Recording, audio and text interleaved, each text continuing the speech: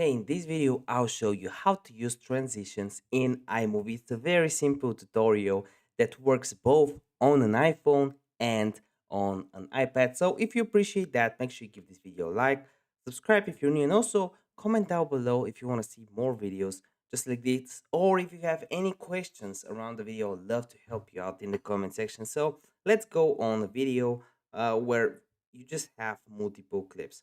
So let's say you have this video. Let me remove that real quick. And you might notice that on every video you have this module in between. If we add another clip just like this, for example, I don't know, this one, you can see that in between each clip you have this model. This is your transition. So to change that, right now it's dissolve.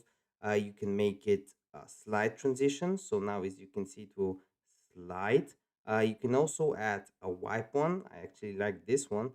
And yeah, this is how we do it. If this video helped you out, you know what to do. Give me a like and I want to see you in the next one.